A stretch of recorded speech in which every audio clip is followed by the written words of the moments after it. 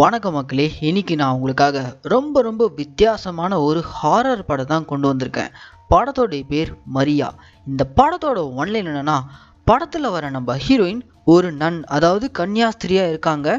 கடவுளுக்கு தொன்று செய்கிற வேலையில் இருக்கக்கூடிய நம்ம ஹீரோயின் கொஞ்ச நாள் அவங்களுடைய ஃப்ரெண்டு வீட்டில் போய் தங்குறாங்க.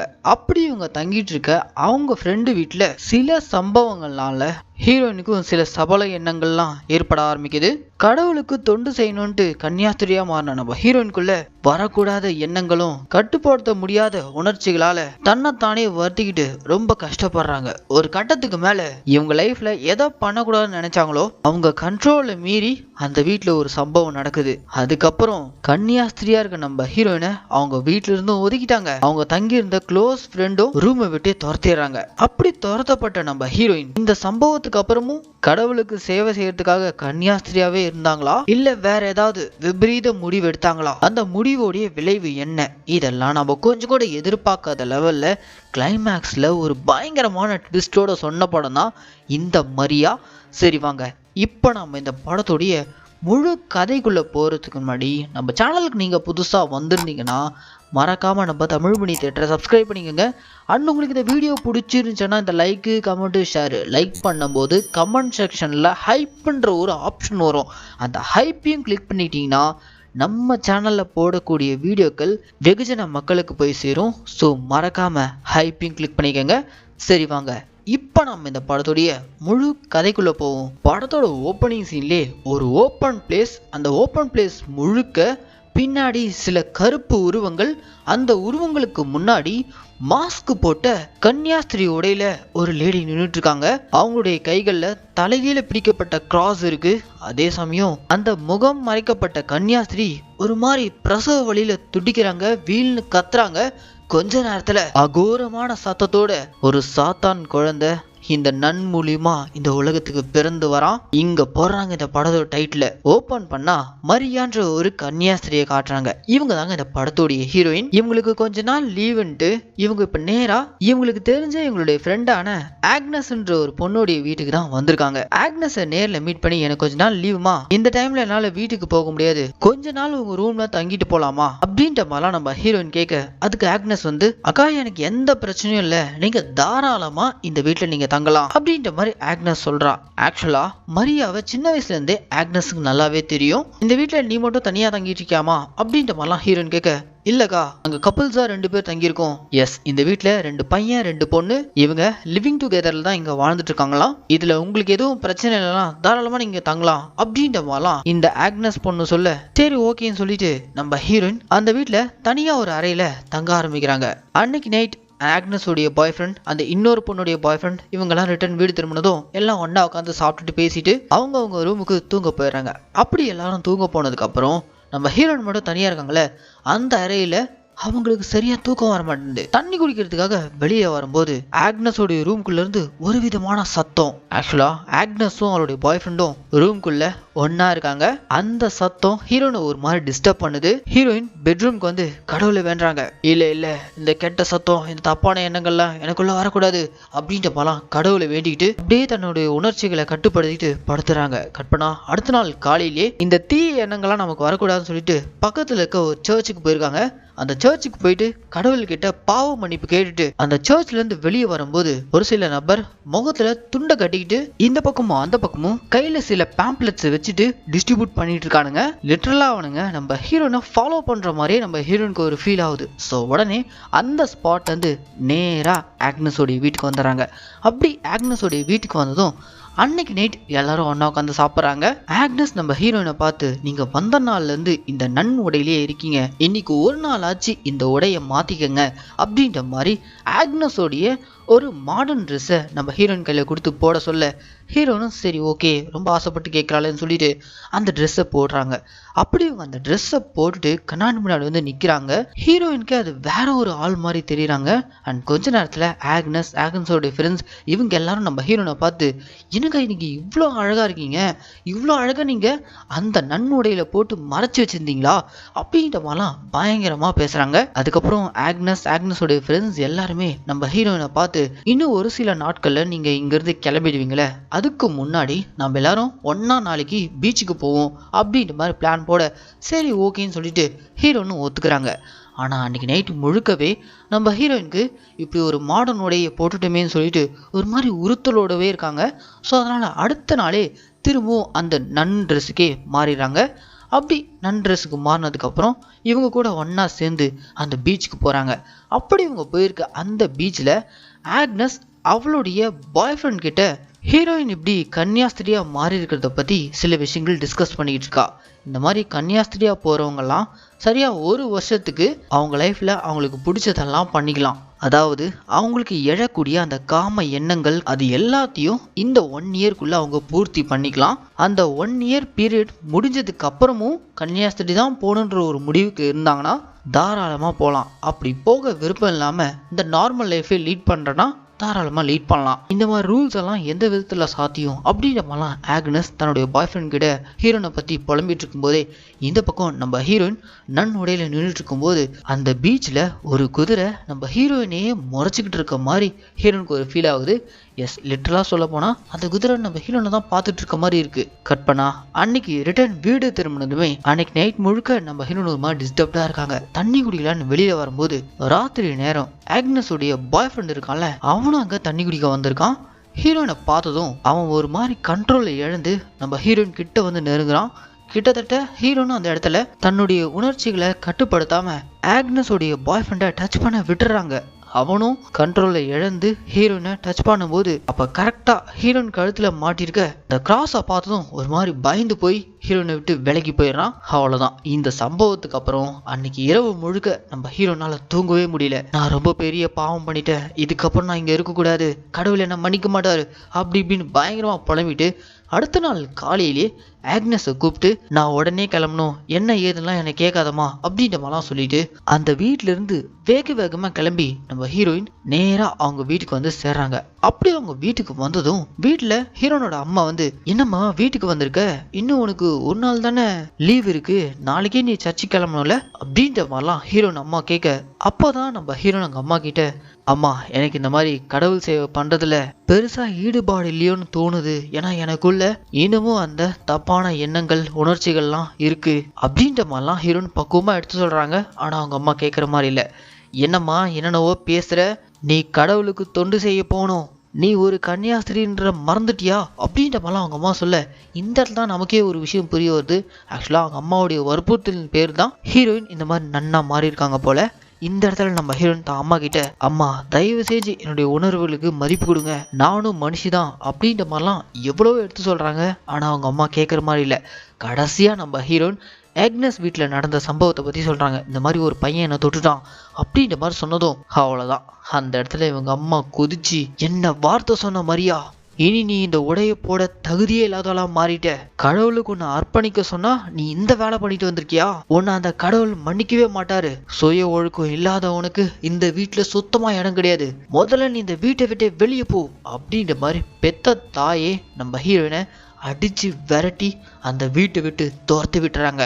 அந்த வீட்டிலேருந்து வெளியே வந்ததும் நம்ம ஹீரோயினுக்கு என்ன பண்ணுறதுன்னு தெரியல, எங்கே போகிறதுன்னு தெரியல. அப்படியே சுற்றி முற்றி பார்க்குறாங்க. மொத்த உலகமே அவங்களுக்கு இருண்டு போன மாதிரி ஆகுது. இங்கே போடுறாங்க இன்டர்வல்.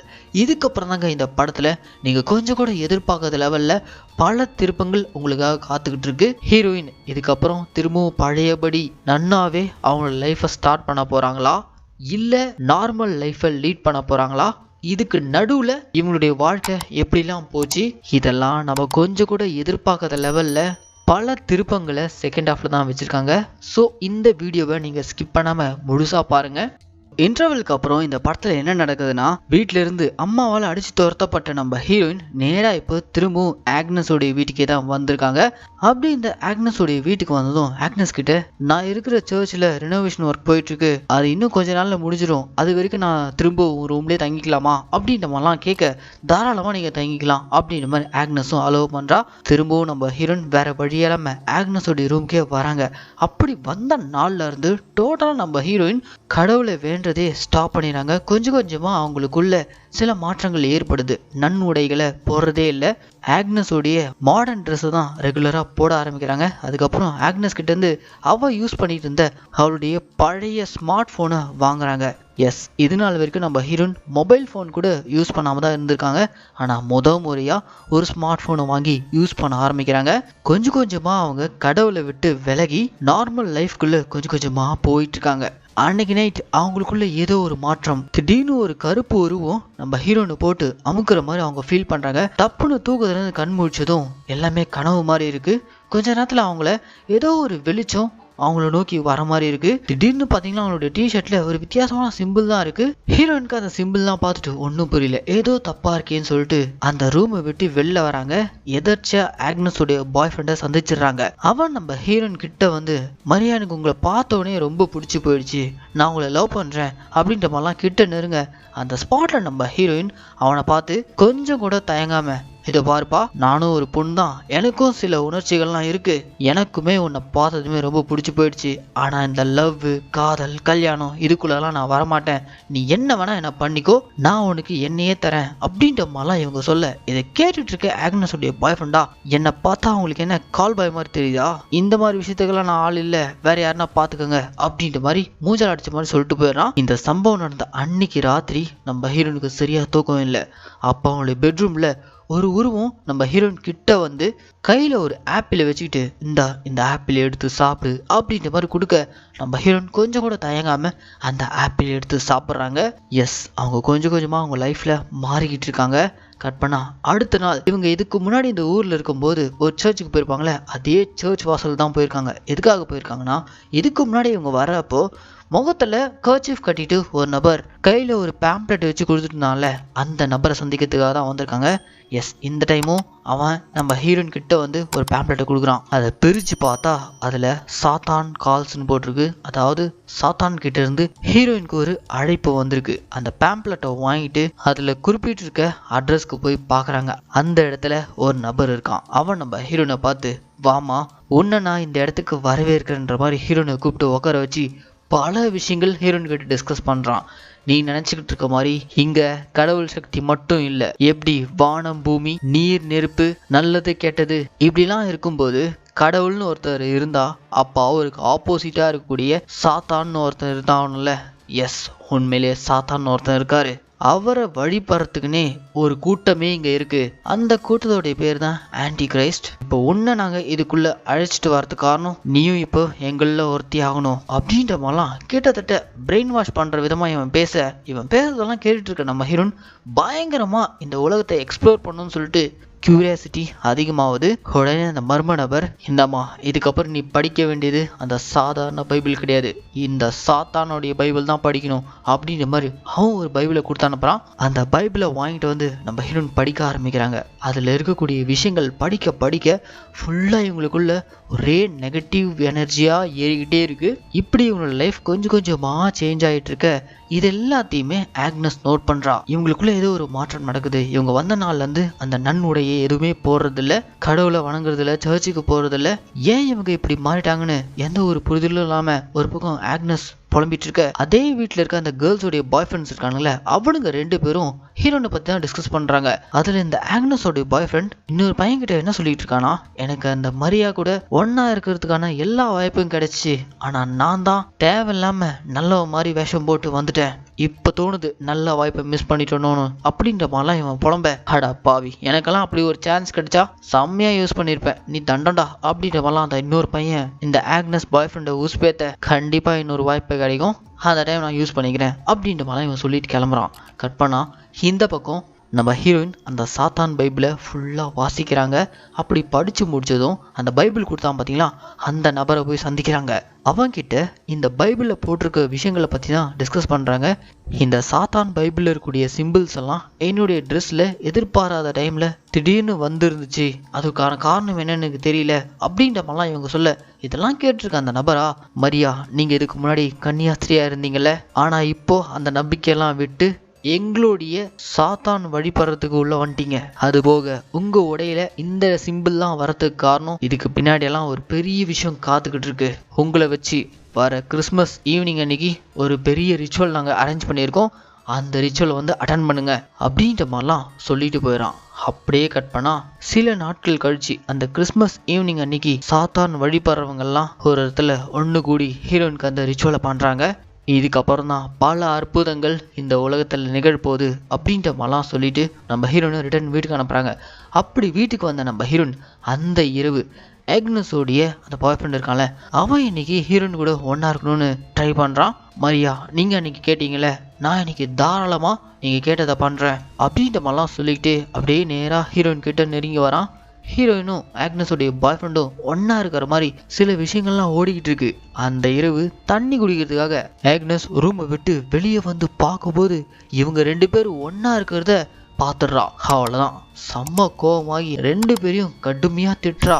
முதல்ல தன் பாய் ஃப்ரெண்டை கூப்பிட்டு, ஏண்டா உன்னை நான் எவ்வளோ நம்பினேன், இப்படி எனக்கு நம்பிக்கை துரோகம் பண்ணிட்டியேடா அப்படின்ற மாதிரி கண்ணா பின்னா திட்டிட்டு நேராக நம்ம ஹீரோயின் கிட்ட வந்து, உங்களை நான் என் அக்கா மாதிரி நினச்சினே, ஆனால் நீங்கள் என்ன வேலை பண்ணியிருக்கீங்க, உங்களுக்கு ஒரு விஷயம் தெரியுமா, உங்களை உங்கள் வீட்டிலேருந்து துரத்திட்டாங்க, உங்கள் அம்மாவே உங்களை சேர்த்துக்கல, அதுபோக நீங்கள் கன்னியாஸ்திரியாக இருந்த அந்த சர்ச்சை விட்டும் மொத்தமாக விலைக்கு வந்துட்டீங்க, இன்ஃபேக்ட் நீங்கள் கன்னியாஸ்திரியவே கைவிட்டீங்க, எல்லா விஷயமும் எனக்கு தெரியும், இருந்தும் நான் ஏன் உங்களை வீட்டில் அலோவ் பண்ண தெரியுமா, உங்கள் மேலே இருந்த நம்பிக்கையில் தான், ஆனால் நீங்கள் அந்த நம்பிக்கை எல்லாத்தையும் சுக்குள்நூறாக உடச்சிட்டிங்க, இதுக்கு மேலேயும் என் வீட்டில் உங்களுக்கு இடம் இல்லை, தயவு செஞ்சு என் வீட்டை விட்டு வெளியே போயிடுங்க அப்படின்ற மாதிரி ஆக்னஸ் நம்ம ஹீரோனை போட்டு கண்ணா பின்னான்னு திட்டி ஹீரோனோட லக்கேஜ் எல்லாம் எடுத்து வெளியில் தூக்கி போட்டு, தயவு செஞ்சு திரும்ப என் வீட்டு பக்கம் வந்துடாதீங்க அப்படின்ற மாதிரிலாம் ஹீரோனை விரட்டி அடிச்சிடறாங்க.